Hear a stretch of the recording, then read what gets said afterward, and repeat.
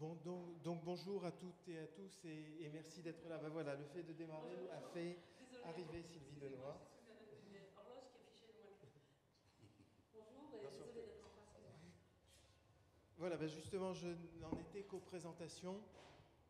Donc je voulais remercier les rendez-vous de l'histoire du monde arabe de nous avoir accueillis pour cette première édition et d'avoir saisi toute l'importance des revues scientifiques dans la production scientifique justement du moment. Alors, nous accueillons dans ce panel Sylvie Denoy, qui vient d'arriver, qui est directrice de l'équipe islam médiévale de l'UMR Orient et Méditerranée, qui est même, je crois, directrice adjointe de cette UMR. Voilà, donc alors UMR, n'hésitez pas non plus à nous interrompre, c'est un jargon un peu administratif pour désigner une unité mixte de recherche, donc ou ce qu'on appelle plus familièrement aussi un laboratoire. Nous accueillons aussi Michel Mouton. Michel Mouton qui est directeur d'une autre... Est-ce que vous êtes Oui, vous êtes dans la même UMR. Alors, il est issu de la même UMR, mais maintenant il s'occupe de cette UMR-là, donc le Centre français, USR, pardon, unité de service, en tout cas le Centre français d'archéologie et de sciences sociales, qui était basé à Sanaa, mais qui a été conduit à déménager maintenant à Jeddah, si j'ai bien compris, et qui va peut-être partir pour le Koweït.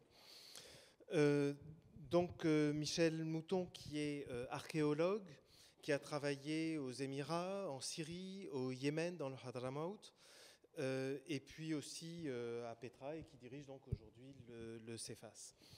Saïd Belguedoum, qui est sociologue urbain de l'Algérie, qui est responsable du pôle de la recherche urbaine en Algérie, donc un programme qui court de 2012 à 2016, et qui a beaucoup travaillé sur l'articulation entre la question urbaine, les dynamiques sociales, les trajectoires sociales et les questions migratoires. Alors si nous sommes tous réunis, alors je finis par me présenter, je suis donc Frédéric Abécassis, je suis dans un laboratoire d'histoire qui est à Lyon, mais je m'occupe de l'année du Maghreb, donc je suis rédacteur en chef de l'année du Maghreb. Et donc ce qui nous réunit aujourd'hui, c'est cette proximité, cet engagement dans différentes revues du champ. Donc Sylvie Denoy a été, je crois, rédactrice en chef pendant assez longtemps de la REM, revue... Monde musulman et de la Méditerranée. Voilà, revue des mondes musulmans et de la Méditerranée. Michel Mouton vient de prendre la direction ou la rédaction en chef de Arabian Humanities, une revue dont il nous parlera, et Saïd Belguedoum intervient ici à double titre. D'une part, il représente une autre revue, une revue qui s'appelle les Cahiers des MAM, dont il nous parlera, qui a été long. Et en même temps, il vient de sortir un numéro qui s'appelle Ville et Urbanité. Il vient d'être le coordonnateur d'un numéro qui est sorti hier en ligne, Ville et Urbanité, dans l'année du Maghreb. Alors, une revue scientifique, on peut vous donner quelques noms. Moi, j'ai connu le premier numéro que j'ai connu, la première revue que j'ai connue, c'était Égypte Monde Arabe, qui était publiée au Caire par le CEDEJ, donc un centre de recherche aussi. Maghreb Mashrek, des titres que vous allez peut-être reconnaître. Donc Maghreb Mashrek, la revue Arabica, fondée en 1954 par Lévi Provençal et éditée par Brill. Les annales islamologiques et puis le bulletin critique des annales islamologiques qui a pris son indépendance par rapport à cette revue-là. La revue Insaniyat, qui est la revue du CRASC à Oran, d'un laboratoire algérien d'Oran. La revue Naqt, la revue Ibla, qui sont des revues donc, bien connues des Algériens et des Tunisiens. La REM, bien sûr, revue des mondes musulmans et de la Méditerranée. On pourrait citer aussi le Bulletin des études orientales, le BEO, publié aujourd'hui par l'IFPO, l'Institut français du Proche-Orient. Et puis une revue dont j'ignorais encore jusqu'à hier l'existence, qui est publiée par le Centre français d'études, le Centre d'études alexandrines, revue qui s'appelle Alexandrie ottomane, et qui réunit un certain nombre de chercheurs partageant un même intérêt.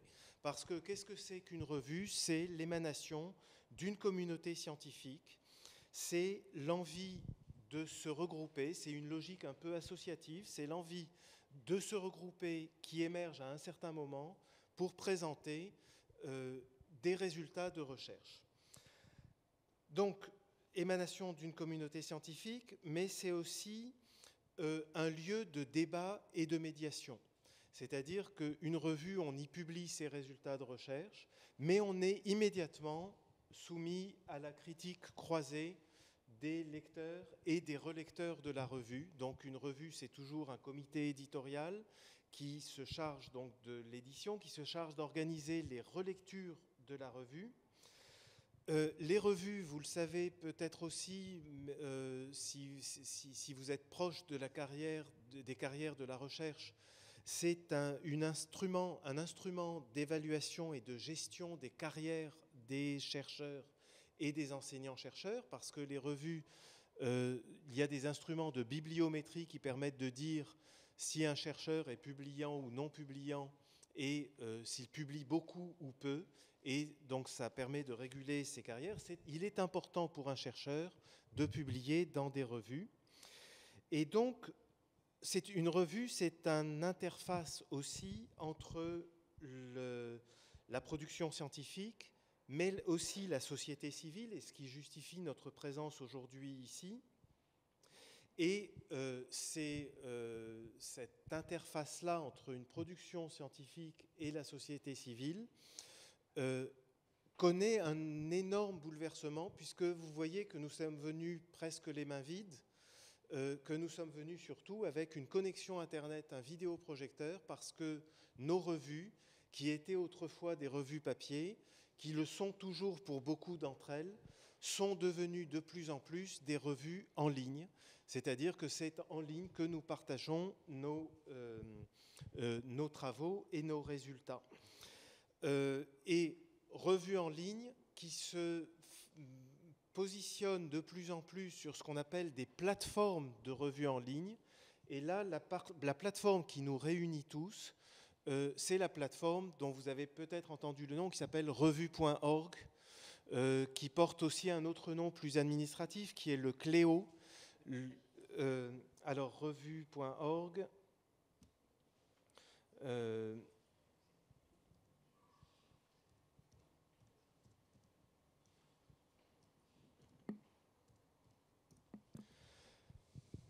Voilà, donc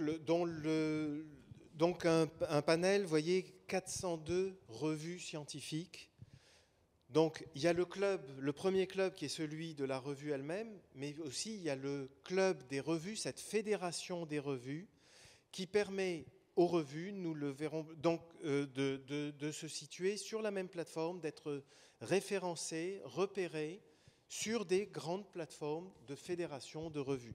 Alors comme grande plateforme, citons, parce que c'est des noms que vous avez pu entendre, revue.org, mais aussi Kern, mais aussi JSTOR, qui, elle, va plutôt gérer l'archivage des revues et le patrimoine des anciennes revues. Bien sûr, la plateforme Percé, qui est aussi une plateforme donc, de diffusion des résultats de la recherche. Si j'en oublie, vous me corrigez. J'en ai presque fini. Une revue, ça remplit cette interface donc, entre la production scientifique et l'administration de la recherche, entre la production scientifique et la société civile.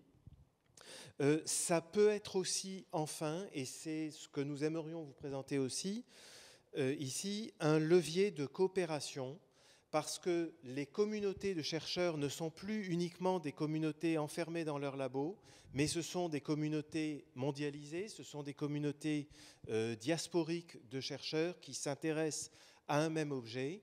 Et du coup, les revues sont un formidable levier permettant de faire connaître au nord la production scientifique qui se fait au sud, mais aussi de faire connaître au sud la production scientifique qui se fait au nord. Et c'est un des enjeux dont nos revues sont porteuses. Alors, je voudrais commencer, après cette introduction peut-être un peu longue, par un tour de table. Et on va commencer par nos revues qui sont peut-être les plus anciennes, et la REM et l'année du Maghreb sont pratiquement contemporaines. Et je voudrais demander à Sylvie Denoy de nous présenter en quelques mots l'histoire de la REM. Et je la remercie d'avoir bien voulu participer à ce panel. Merci. Alors effectivement, Frédéric l'a bien dit, les revues, c'est quelque chose de très important pour la vie intellectuelle d'une discipline ou d'un champ. Alors on connaît l'année sociologique qui a été la revue de Durkheim et qui a mis en place les fondements de la sociologie française, ou bien des revues d'anthropologie comme L'Homme, Terrain ou Man en anglais, qui sont vraiment, ou bien les annales Histoire sciences sociales, qui s'appelait avant d'un autre titre, mais quasi, qui ont vraiment développé un grand mouvement intellectuel d'un type d'histoire ou d'un type d'école historique. Donc nous sommes plutôt des revues d'air culturel, donc c'est un champ spécifique, ça pose d'autres types de questionnements intellectuels, mais c'est la même chose dans la mesure où nous transmettons le savoir auprès d'une communauté. Alors, ce n'est pas forcément de la vulgarisation, ça peut être de la diffusion de la recherche auprès de nos collègues. Donc, c'est de la recherche scientifique qui est exprimée souvent à l'occasion de dossiers. Alors, il y a des revues qui sont des revues d'institutions, comme les grands instituts à l'étranger en ont, par exemple le BO, les analyses islamologiques, Arabian Humanities, ou bien des revues de laboratoire, comme les cahiers des MAM. Donc, il y a des revues d'institutions, puis il y a des revues qui sont, comme Arabica, Studia Islamica, des revues, on va dire, d'ordre associatif. Alors, pour arriver à la REM est issue de la décolonisation de l'Algérie, puisqu'en 1966, les professeurs comme Le Tourneau, qui était professeur à l'université d'Alger, se sont retrouvés à Aix-en-Provence. Et à Aix-en-Provence, il y a eu un noyau avec Marceau Gasque, Gabriel Camps, Roger Le Tourneau, donc tous ces gens qui venaient d'Afrique du Nord, qui s'étaient intéressés aux Berbères notamment, donc qui avaient un côté très ethnologie de terrain, se sont regroupés et ont fondé une revue qui était la Revue de l'Occident musulman et de la Méditerranée, la ROM. Donc on peut faire un peu de sémiologie des titres. La Méditerranée, je crois que c'était un petit peu pour oublier l'arabité, on va le dire clairement. Donc les Arabes, on les entend moins et on les sent moins si on est dans la Méditerranée. C'était la période de la décolonisation, il fallait prendre ses marques, voilà, bon, on était en période conflictuelle. Ensuite, sont arrivés à Aix-en-Provence des professeurs qui travaillaient, eux, dans le champ d'application, dont le terrain était le Machrek, comme André Raymond, Jean-Claude Garcin, Gilbert Delanoux, donc dans des disciplines différentes, ou enfin ou historiens de périodes différentes. Et donc, la ROM est devenue la REM, la Revue du monde musulman, donc l'ensemble du monde musulman et de la Méditerranée. Et puis, ensuite, nous avons eu une réflexion sur qu'est-ce que c'est que travailler sur le monde musulman, qu'est-ce que c'est que le monde musulman. Le monde musulman, on peut dire que c'est un artefact, c'est-à-dire que qu'est-ce que c'est le monde musulman? Est-ce qu'il y a des frontières? Est-ce qu'il y a des montagnes qui vous séparent d'un monde qui ne serait pas musulman? Le monde musulman, il est diasporique, il est divers, il est sur la longue durée, dans le large espace. Donc, travailler sur le monde musulman, ça paraît, c'est d'une part un peu artificiel et d'autre part très essentialisant. C'est-à-dire que est-ce que le monde musulman est le même au XIXe siècle et au XIVe siècle? Et est-ce que Beyrouth est le même type de ville que Fès? Donc, dire le monde musulman nous paraissait tellement incongru que, sans changer les initiales de la REM, nous avons mis de petits S, et c'est désormais la revue des mondes musulmans et de la Méditerranée que nous n'avons pas osé mettre à la trappe parce que c'était une période où il fallait être méditerranéiste, ce à quoi je ne crois pas plus qu'au monde musulman et encore moins même d'ailleurs, mais ça c'est personnel. Donc cette revue est devenue la revue des mondes musulmans et de la Méditerranée. Elle est organisée depuis 1995 entre une série Histoire et une série Monde contemporain.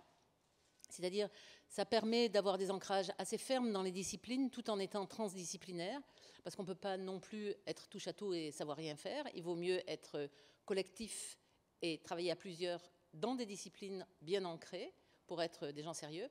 Et donc le principe, c'est, comme dans beaucoup de revues, de faire des dossiers et puis aussi d'avoir d'autres rubriques, notamment des varias.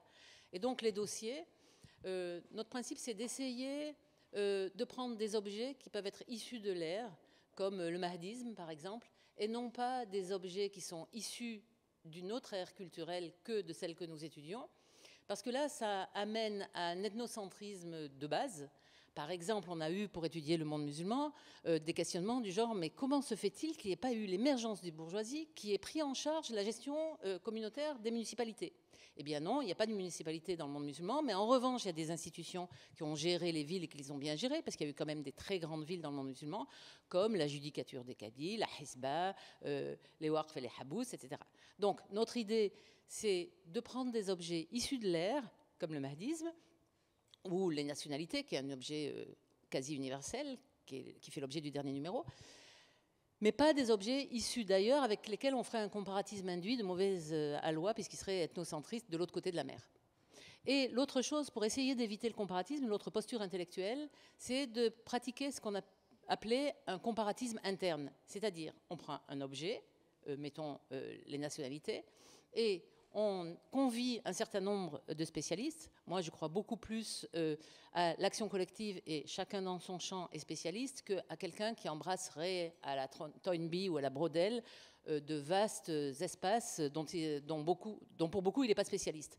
Donc là, chacun est spécialiste. Et l'architecte du numéro, il y a toujours un responsable du thème. L'architecte du numéro, lui, fait la synthèse et montre les ressemblances, les divergences, ce qu'on fait dans les études comparatistes, mais dans un comparatisme interne qui est un des piliers intellectuels de notre façon de fonctionner dans ces dossiers.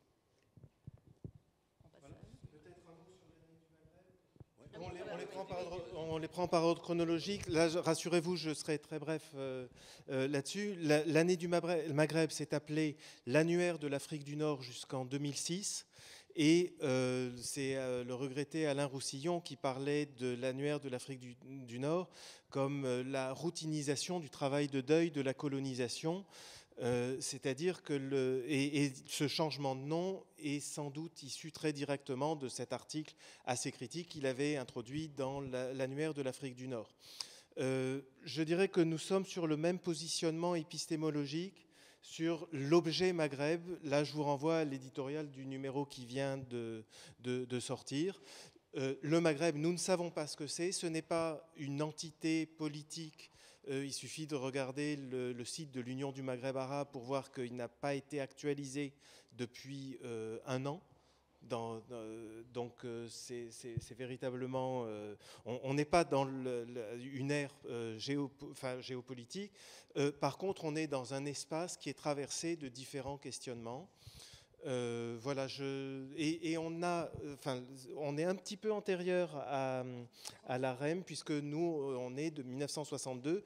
L'enjeu à l'époque, c'était de pouvoir continuer à avoir un regard sur ce qui se faisait en Afrique du Nord, devenue indépendante. Et donc, d'où l'idée d'un annuaire. Et dernière chose, modification, depuis 2 ans, nous en sommes à 2 numéros par an. Voilà. Il marche? Vous entendez là? Non. Je me disais bien.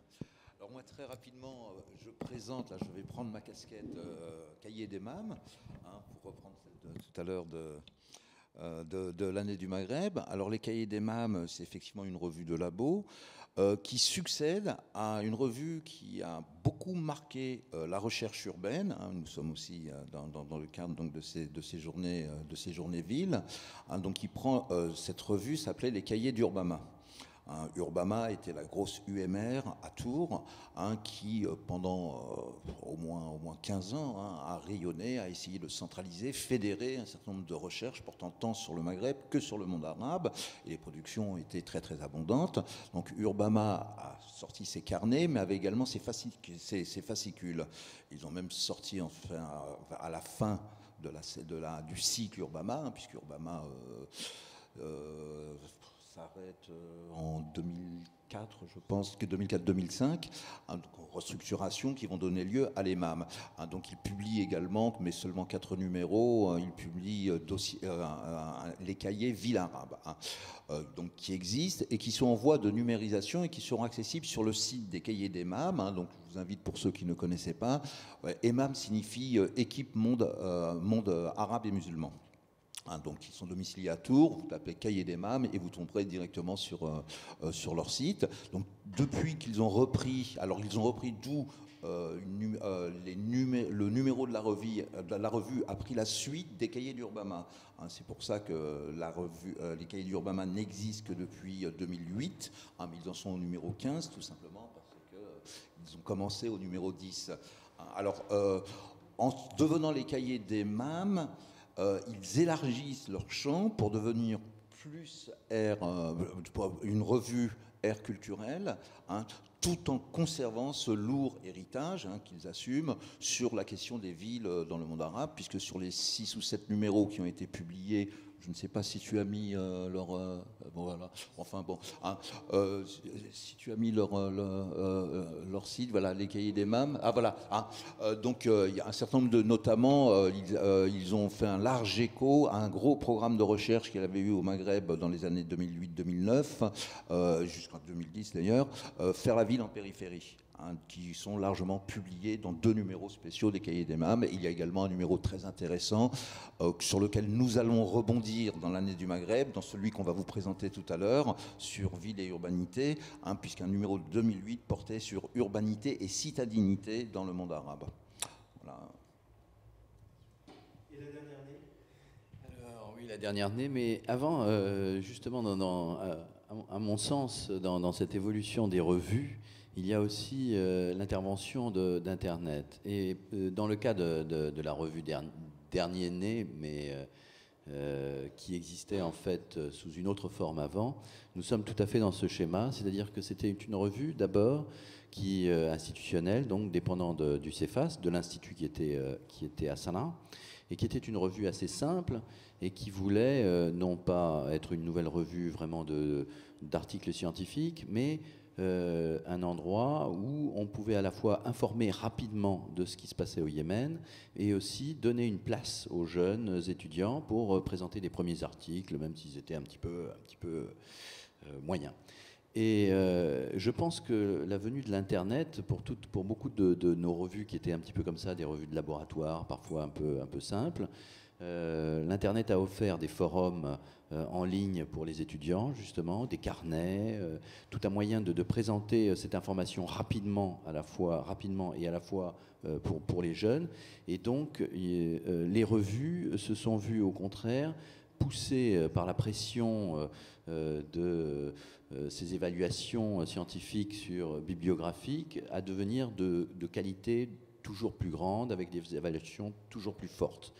Donc c'est ce qui est un petit peu arrivé aux chroniques yéménites, qui existent depuis les années 90, qui ont été créées, je crois, par Franck Mermier, qui était directeur du CEFAS à cette époque-là, puis qui ont été à la fois publiées en papier et en partie en ligne, jusqu'à un dernier numéro seulement en ligne. Et puis, au moment où le CEFAS a quitté le Yémen, donc, et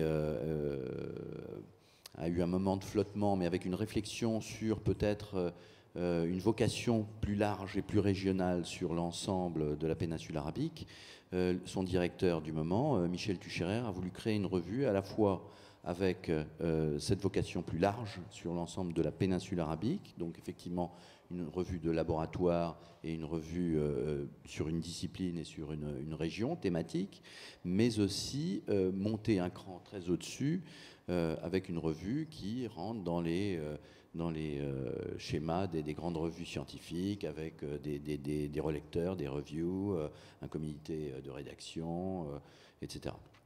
Mais cette revue, du coup, est devenue une revue totalement en ligne, hébergée par le Cléo, donc sur revue.org, et qui publie 2 fois par an en archéologie et en sciences sociales, puisque l'Institut, comme je vous le disais, a cette référence disciplinaire, archéologie et sciences sociales, mais il est vrai que je sens que la revue s'orientent beaucoup vers les sciences sociales et délaissés par les archéologues, sauf quand ils interviennent dans une thématique bien particulière, à l'intérieur d'une réflexion générale des sciences sociales.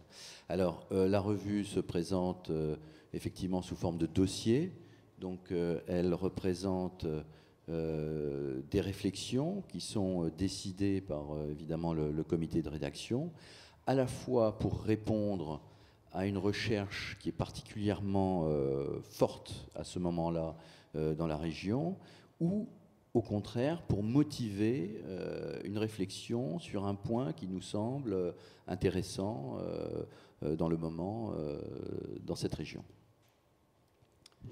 Voilà, merci pour la transition, parce que effectivement ces dossiers, la mise en place de ces dossiers, on vous en a tous parlé, c'est le moyen de faire le point sur un enjeu scientifique, et c'est le moyen aussi d'en initier d'autres. Et l'un des beaux exemples que nous avons, c'est celui du numéro du dossier qu'a coordonné Saïd Belguidoum avec Raphaël Catedra et Aziz Iraki, sur donc ville et urbanité au Maghreb, et je lui laisse tout de suite la parole. Donc très rapidement, puisque je vous invite bien sûr à le lire, donc il est maintenant en ligne. La revue, la version papier sortira d'ici un mois ou un mois et demi. Il y a un exemplaire type de ce qu'on publie dans l'année du Maghreb. Voilà, on peut le faire circuler pour voir la qualité quand même de l'impression. C'est important. C'est vrai qu'on tombe tous dans cette facilité, et c'est une facilité extraordinaire de pouvoir naviguer sur le net, mais en même temps on oublie aussi le plaisir qu'on a à consulter sur le papier, et donc il faut aussi saluer ces efforts et ce type de financement qui permet justement aux revues de ne pas être seulement virtuelles, mais d'exister matériellement. Alors l'année du Maghreb justement a lancé, donc dans le cadre de ces programmations qui couvrent un certain nombre de thèmes, a décidé donc de nous avec un petit groupe, Raphaël Catedra et Aziz Iraki, de nous confier donc cette responsabilité de coordonner un numéro sur les villes au Maghreb. Donc il y avait un choix de problématiques à faire. Ce type de réflexion n'est pas nouveau. La production scientifique autour de cet objet transversal qu'est la ville est donc énorme. Objet transversal veut dire pluridisciplinaire, veut dire que aussi bien la ville n'est pas l'apanage d'une discipline, mais forcément donc un centre d'intérêt pour énormément de disciplines, mais donc également profusion de production à ce sujet-là. Il nous a semblé, alors en fonction de l'état des savoirs existants, il nous a semblé important d'essayer de focaliser sur ce numéro sur une des dimensions de l'évolution de ces villes. D'abord de resituer la réflexion en essayant d'actualiser la réflexion sur ces villes, dont on estime que la phase de ce qu'on appelle la transition urbaine, cette transition urbaine, qui grosso modo, c'est très simple, comme le nom l'indique, une transition urbaine, c'est comment une société, des sociétés majoritairement rurales sont en train de devenir des sociétés urbaines, et comment donc l'urbain, nouveau cadre de vie, est en train de se fabriquer, de se produire, pas seulement pour supporter les nouvelles relations sociales, mais aussi comme étant le médiateur principal de la vie sociale. Transition qui signifie donc processus d'expansion des villes, mais qui signifie aussi processus d'invention de la manière dont on vit la ville, ce que nous appelons donc l'urbanité. Alors, sans redévelopper ici comment nous définissons, comment nous avons opté, comment nous réfutons les approches très essentialistes de l'urbanité, celle qui serait l'apanage d'un type de citadinité ou d'élitisme social, etc. Donc on le développe, et on a retenu donc un certain nombre d'articles qui essayent d'éclairer, d'apporter ces éclairages nouveaux, en privilégiant une approche qui n'est pas nouvelle, qu'on n'a pas inventée, mais dont on a voulu au contraire valoriser, puisqu'elle existe, cette approche dite par le bas, qui oblige à regarder la ville, non pas en tant que production voulue, malheureuse, maladroite, compétente ou incompétente des technocrates qui fabriquent la ville, mais celle de la ville des populations, la ville des acteurs divers, des populations dans leur hétérogénéité et hétérogénéité, j'y arrive, étant entendu que si on admet que la définition essentielle, basique de la ville, c'est d'abord son cosmopolitisme et son hétérogénéité. Qui sont ces acteurs nouveaux que fabrique la ville et comment ces acteurs, en retour, agissent dans et par la ville. C'est ce qu'on a essayé de faire remontrer. Alors, il y a, dans une revue, ça a été dit déjà, dans une revue, il y a deux manières. Quand on fait un dossier, il y a deux manières de procéder. Soit on lance un appel à communication, soit on vient avec un package, c'est un dossier déjà préparé d'une équipe faite. J'ai parlé des cahiers d'Urbama. On a un autre dossier que je coordonne également avec un autre collègue, Olivier Pliez, qui va sortir le mois prochain, qui s'intéresse, lui, aux espaces urbains du commerce transnational au Maghreb. Donc une dimension très particulière. Comment ce commerce transnational modifie la structure des villes par l'émergence de nouveaux modes de consommation, mais aussi de nouveaux quartiers commerciaux. Dimension très très particulière. Ce dossier-là est un dossier ficelé. C'est une équipe qui travaille là-dessus depuis 4 ans et auquel chacun des membres de l'équipe produit un article et les cahiers des MAM donc, nous ont proposé, nous ont ouvert, nous ont donné ce numéro. Pour l'année du Maghreb, on a opté pour un appel à articles complètement ouvert. Parfois, c'est relativement ouvert, il y a déjà un lac complètement ouvert. Le succès, bien évidemment, a été énorme. Au moment où on a bloqué le site par rapport aux soumissions d'articles, on avait atteint une 60aine de propositions pour un dossier qui, au final, ne contiendra que 9 articles. Alors, c'est dire l'intérêt, c'est dire comment les questions urbaines, la question de la ville, l'actualité de la ville passionne les chercheurs, mais aussi pour dire combien il est difficile d'arriver à finaliser, à construire une réflexion qui puisse prendre la forme d'un article de 15 pages et respectant les normes d'une publication. Alors, ce dossier, vous verrez, il est articulé autour de 3 grands axes. Chaque axe regroupera 3 articles, donc vous voyez un certain équilibre. Le premier axe porte sur les pratiques urbaines liées aux manières dont les individus s'approprient les espaces urbains, les nouvelles sociabilités qui se mettent en place. Alors 2 articles traitent de ces villes nouvelles qui, en Algérie et au Maroc notamment, sont une des solutions proposées par les pouvoirs publics pour prendre en charge cette urbanisation, mais comment ces villes nouvelles, clés en main, entre guillemets, donnent lieu à des modalités de réappropriation et d'invention de nouvelles formes de sociabilité et d'urbanité, donc qui sont analysés. Alors le premier porte sur la ville nouvelle de près de Constantine, Ali Menjelli. Le second, une ville nouvelle près de Marrakech, Tamenzult. Alors c'est 2 cas de figure, deux manières justement de modalités différentes d'appropriation et d'invention de la sociabilité qui sont ici présentées et analysées. Et un troisième article intéressant, et qui fait un peu le lien avec une autre manière, ces fameux espaces commerciaux, c'est-à-dire qu'en même temps, ces villes du Maghreb deviennent des espaces de plus en plus mondialisés. Le Maghreb, bien sûr, ça s'intègre complètement dans cette mondialisation et les modes de consommation, et à travers les modes de consommation, les styles de vie subissent les impacts de cette mondialisation.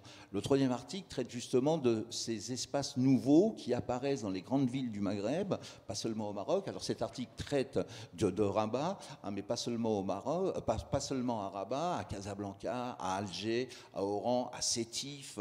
Un immense centre commercial de ce type va y être inauguré dans 2 mois à Sétif, et lui sera situé non pas dans les marges de la ville, mais sera situé en centre-ville. Il faut dire comment ces nouveaux malls commerciaux modifient le succès qu'ils ont et modifient également les styles de vie, les modes de consommation, et impactent en profondeur les tissus urbains. J'allais essayer d'être plus rapide. Le deuxième axe, je vais le traiter tout de suite pour pouvoir te passer la parole. Ensuite, hein, et le troisième axe aborde la question des cultures urbaines. Hein.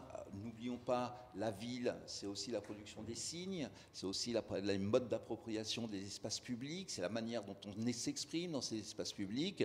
Et on a essayé donc de réserver une troisième partie consacrée à cette dimension-là, sous des dimensions qui peuvent surprendre, mais qui, bon, vous verrez, sont une dimension d'abord celle qui, bah, voilà, les graffitis, hein, ça tombe bien, il y a une exposition ici, bah, justement, nous avons un article sur les graffitis à Alger, un article qui est fait par un sociolinguiste, Karim Ouarens, hein, et qui, bon, à partir d'un corpus absolument passionnant de 2500 tags répertoriés dans les rues d'Alger, arrive à nous produire, donc à essayer de faire parler, que nous disent ces graffitis.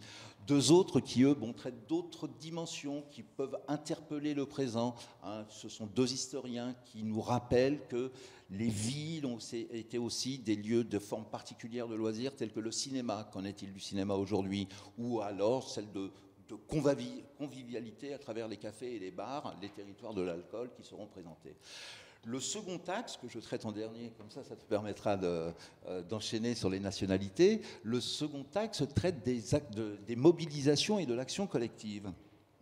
Passionnant, quand on évoque, j'ai parlé de la ville en transition. La ville en transition, c'est aussi la ville en conflit. C'est la ville des appropriations, c'est la ville des... la ville s'étale, continue à se faire et se refait sur elle-même.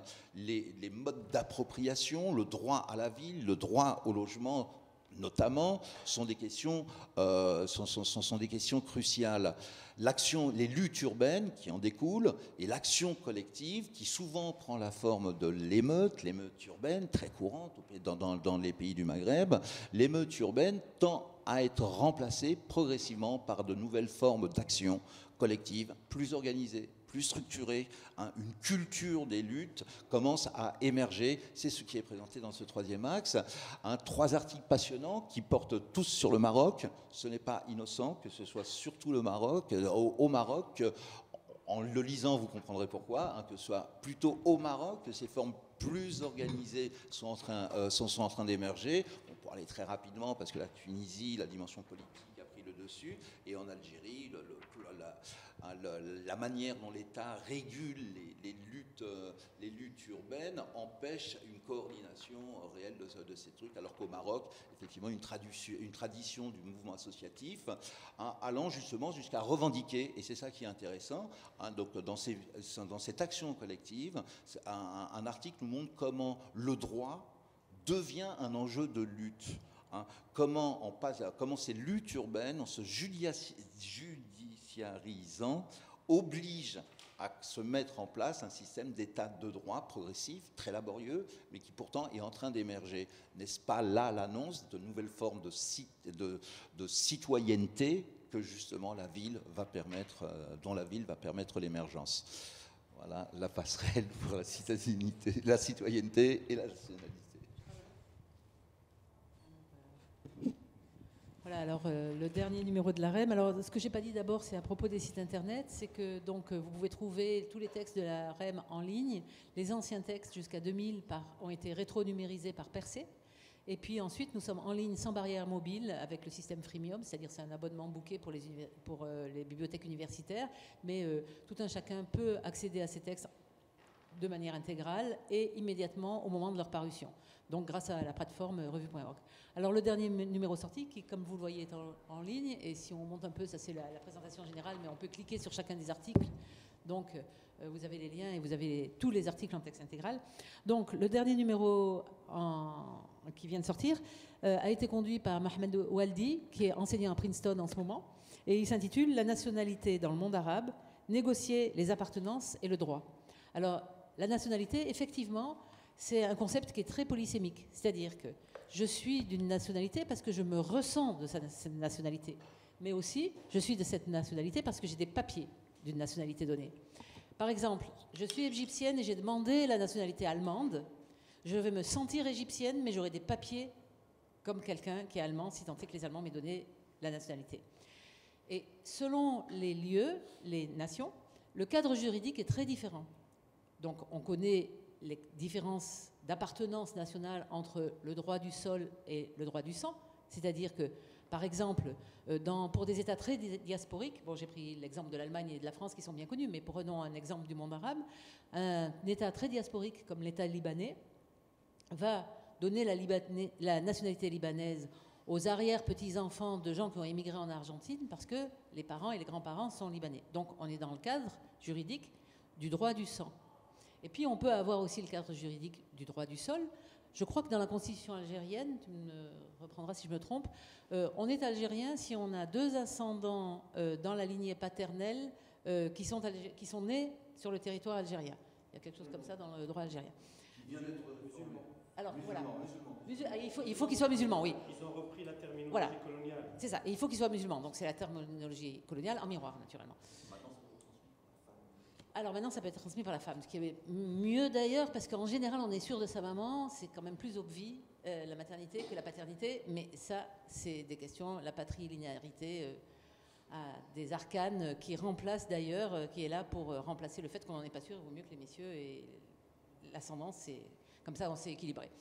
Donc, pour la nationalité, donc c'est un concept très polysémique et très complexe, et donc qui s'historicise. Alors ce numéro est un numéro d'histoire contemporaine, et qui réfléchit à la sortie des empires, la sortie des colonialismes et la sortie des héritages.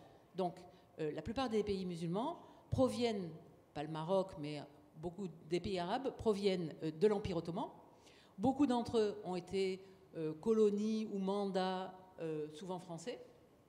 Et donc, la citoyenneté était, pour l'Empire ottoman, la citoyenneté des musulmans ou des zimmis, donc 2 catégories de citoyens, enfin qui n'étaient pas des citoyens d'ailleurs, 2 catégories de sujets qui étaient de nature différente. Et là, on était dans le cadre d'un rapport de domination. Et au moment des colonisations, la même chose, un rapport de domination avec 2 catégories de sujets, les gens qui relevaient du droit musulman et puis les Français pour le système colonial français. Donc, sortir de cet héritage-là avec... pour l'époque contemporaine, des choses un peu compliquées. Par exemple, en Palestine, il n'y a pas d'État palestinien. Alors, on a eu beaucoup d'apatrides dans le XXe siècle, parce que il y a des gens qui sont nés hors zone, qui sont nés hors zone non seulement territoriale, mais juridique. Donc, toutes ces questions-là, et l'Algérie aussi a été, puisque le concept, c'est le concept de l'État-nation, c'est-à-dire que l'État est une entité juridique qui se territorialise et qui renvoie à des référents qui sont d'ordre juridique bien sûr, mais aussi affectif, ressenti, représentation. Donc tout ça est très complexe et les histoires de ces lieux-là, qui ne sont pas forcément des nations, ça dépend des moments, de ces États qui doivent se constituer en État-nation, étant elles-mêmes très complexes, l'acquisition de la nationalité est très complexe. Donc là, dans ce numéro, on peut avoir des récits de vie particuliers. Donc une fille du Bé d'Alger qui demande la nationalité française à un moment donné. Voilà, il faut arriver à avoir une nationalité. Finalement, moi, je suis en Algérie, je veux pas. Et puis l'Algérie est française à ce moment-là, donc je veux pas me retrouver dans l'ex-empire ottoman et turc. Je me sens pas turc. Donc, il peut y avoir des histoires de vie personnelle extrêmement complexes et évidemment des vies de groupe. Donc, c'est ces catégories d'appartenance auxquelles renvoie la nationalité qui sont explorées dans ce numéro.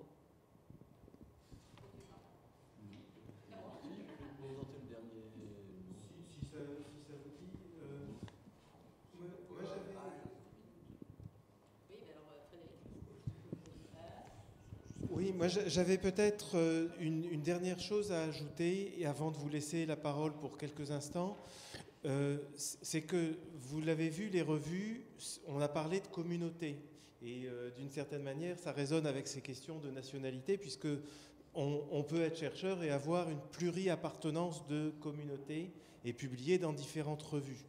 Mais donc ce sont des communautés, je dirais, un peu verticales qui vont des producteurs d'articles aux lecteurs, et de plus en plus, ce sont aussi des liens horizontaux d'une revue à l'autre. Et c'est la raison pour laquelle ces plateformes de revues sont aussi importantes. Je voudrais vous montrer ce que l'année du Maghreb a développé en termes de partenariat avec une autre revue, à qui, il faut bien dire, nous sous-traitons toute notre activité de recension d'ouvrages. C'est-à-dire qu'il y a une revue qui s'appelle Lecture, qui est chez revue.org, et qui propose à ses lecteurs, donc c'est un peu la bouteille à la mer, elle propose à ses lecteurs des comptes rendus, de faire des comptes rendus d'ouvrages. Et du coup, les lecteurs reçoivent directement de l'éditeur un ouvrage dont ils font une recension. Et on a réussi, ça c'est sorti hier aussi, on a réussi à monter une collaboration avec cette revue pour que tous les ouvrages qui portent sur le Maghreb puissent être proposés en recension dans l'année du Maghreb et qu'ils puissent figurer en recension aussi dans l'année du Maghreb. Mais en réalité, c'est le comité éditorial de lecture qui s'en occupe et qui gère toute cette activité. Nous n'avons pas à le faire. Je vous montre juste ce que ça donne concrètement. Vous voyez, on est dans lecture. On a les comptes rendus qui sont déjà publiés et qui ont été... donc, si vous êtes familier, c'est des fils RSS auxquels vous pouvez vous abonner. Et donc, vous pouvez voir des comptes rendus en ligne de tous ces ouvrages-là. Vous voyez qu'ils ont un lien avec le Maghreb. Et d'autre part, vous pouvez aussi, dans les publications reçues, demander à être le rapporteur, le recenseur de tel ou tel ouvrage qu'ils ont reçu. Et donc, ces plateformes numériques nous permettent d'avoir ces doubles types de relations et modifient véritablement ce qu'on appelle des communautés de chercheurs. Je crois qu'on en a fini. Si vous avez des questions, des remarques par rapport à ce que nous venons de dire, nous les prendrons volontiers.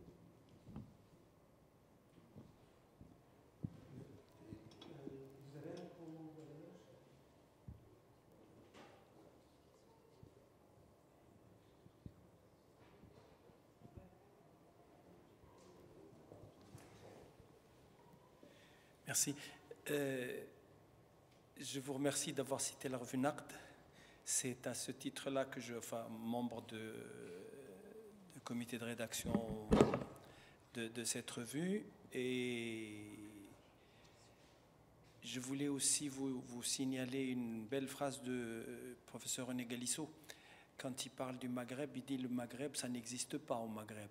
C'est en Europe qu'il y a du Maghreb. C'est peut-être là la grosse question.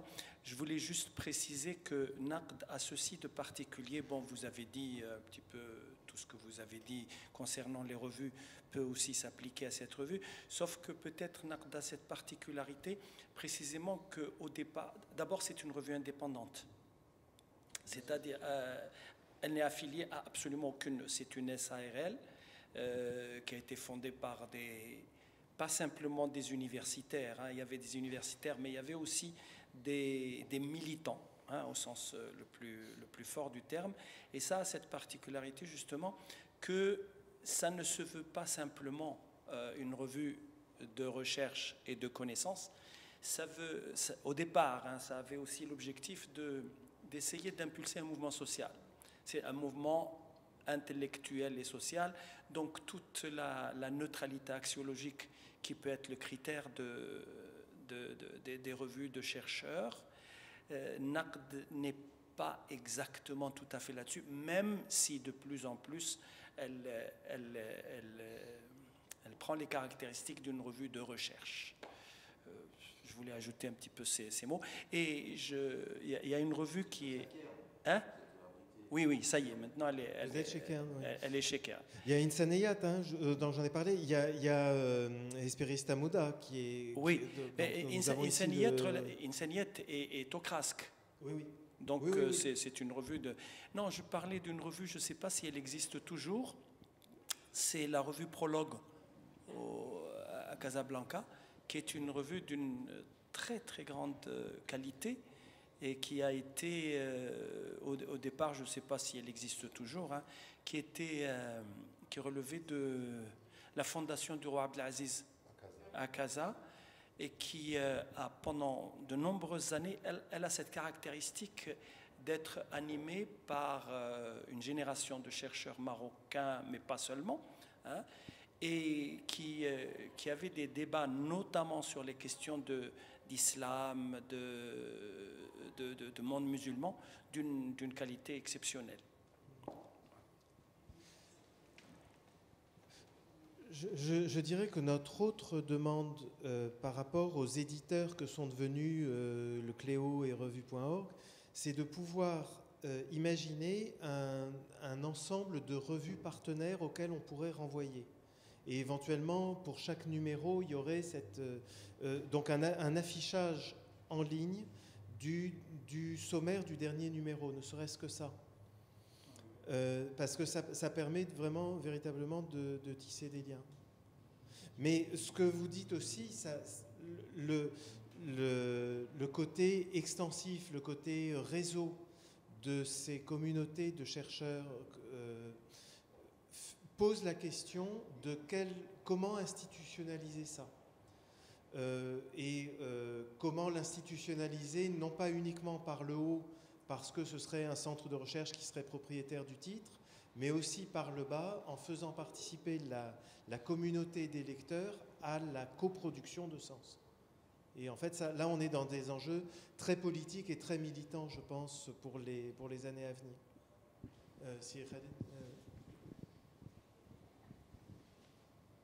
Khalid Benser, Université Mohamed V de Rabat.